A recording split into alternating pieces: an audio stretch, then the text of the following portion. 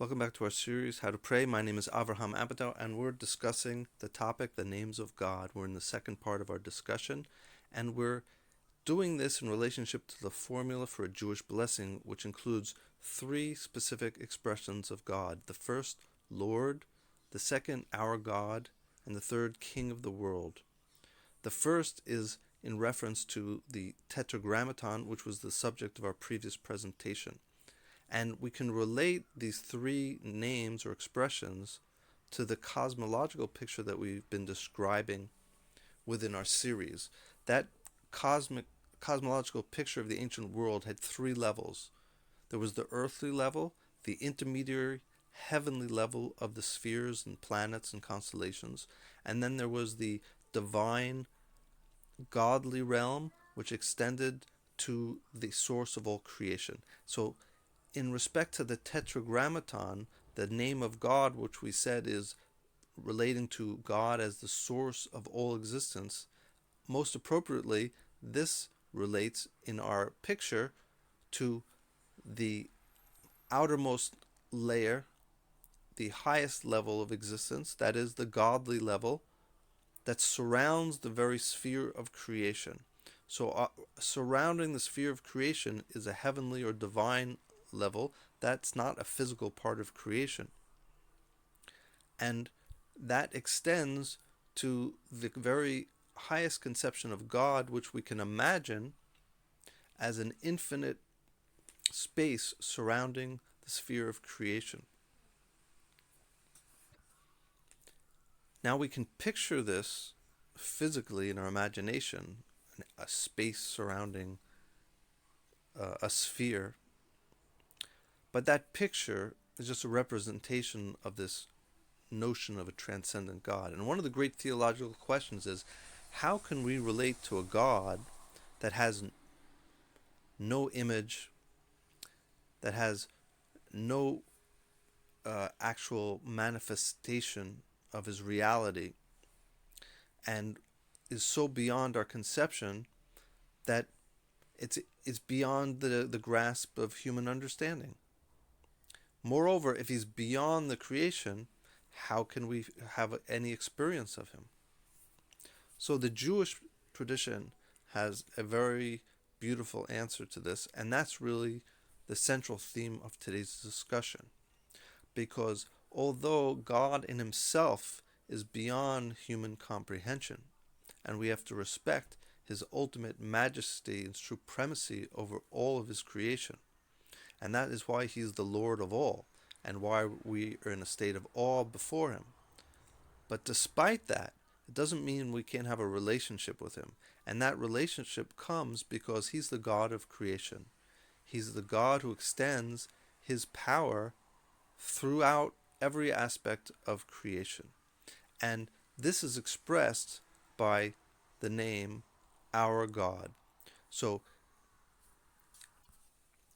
although we say that we cannot directly experience God himself, we experience God through his manifestations and expressions of his power as described and experienced within his creation. So, what is God's manifestation in creation?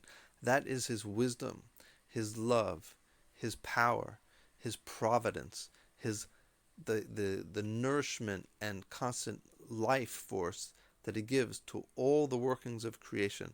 This infinite, unending power, this is ultimately an expression and the reality of God that we experience in our world.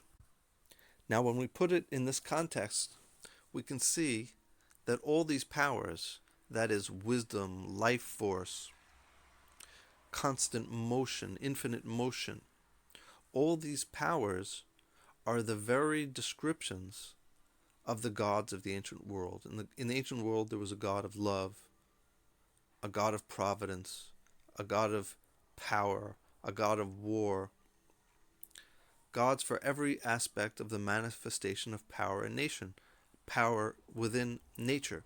The reason is because the very word God in the ancient world means power. This is both true in the Semitic languages and also in the Greek language. The word God in Greek is theos, in Hebrew it is el. This very word simply means power. And all the ancient peoples related to certain expressions of deity or power to pray for the continuance and sustenance of their lives. Because ultimately, the power of our life comes from a place that we don't understand. What sustains our heart continually beating? What sustains all the miraculous interconnections that maintain the life that flows within nature? In our scientific picture of the world, we tend to think we have a lot of the answers to these ultimate questions of how the world of nature continues. But if we ask, what makes the planets continue in their orbits? Perhaps someone would answer gravity, the power of gravity, or power of some other kind of centrifugal force. But those are really just descriptions of relationships of energy in the universe. The ultimate question is, why is there energy? What is that energy? What sustains that energy? What began and originated that energy? What caused it to begin? Those ultimate questions cannot be answered by science. So with all the scientific answers that we have, we still are in the same situation as ancient people. And why the sun is going to continue to shine, we have no idea. Ultimately, it depends on powers greater than us. And in the ancient world, they prayed to their different deities for the sun to continue to shine and their crops to continue to grow. And in the Jewish tradition, it was recognized that there's one God that's the source of all those manifestations of power in the universe. And so why pray to specific manifestations of power when we can direct all our attention to the ultimate source of all creation? So when we say the phrase our God, it's really functioning on two levels. On one level, we're an ancient tribe, just like all the other ancient tribes in the ancient world. And we have our tribal deity who we look towards and pray to in order to continue to survive. But on the other hand, we have an acknowledgement that our God is not like the other gods. He's not just a power within nature or a power of nature. He's the very power that is the cause of all of the powers in nature. And that's why when we say the Lord is our God, it's really a statement of the essence of the Jewish vision and the Jewish faith. So when we say this blessing, praised are you, Lord, our God, we're really moving from that transcendental realm of God as a source of all creation to that aspect of God that's a little closer to us, who's that heavenly power that sustains all of nature and sustains our very life. And we are expressing our intimate connection and relationship to Him as a people, as a tribe, as having a relationship with that specific God of the Jewish people, the God of Avraham, Yitzhak, and Yaakov, within our history. But that relationship actually continues to come even closer when we say King of the world. When we say King of the world, we're saying He's not just the King of the heavenly powers, He's the King who is presiding and is present in our world at every moment. The idea of King of the world is the ultimate expression of providential care and love for every aspect of existence. So in truth, every time we're saying a blessing, these 100 blessings that we say each day, we have the opportunity to unite that infinite source of all existence all the powers that God expresses through nature, from the highest heavens, all the way into that intimate connection to our physical reality here in the earthly world, we're acknowledging that God is that cause and source of all, caring from its beginning to its end. So in truth, God is not a transcendent and distant God. He is the ultimate and all-powerful creator who is intimately connected to us on every level of existence. And we can see this every time we say a blessing. So even if I'm making a blessing for drinking a glass of water, I say, praised are you, Lord, God of the world. Praised are you, Lord, our God, King of the world, who by his word created everything. I'm acknowledging that that chain of creation extends from the beginning of all to that glass of water that I'm about to drink. And that is the spiritual practice of a Jew, that we have the opportunity to unite all of creation each moment that we say a blessing.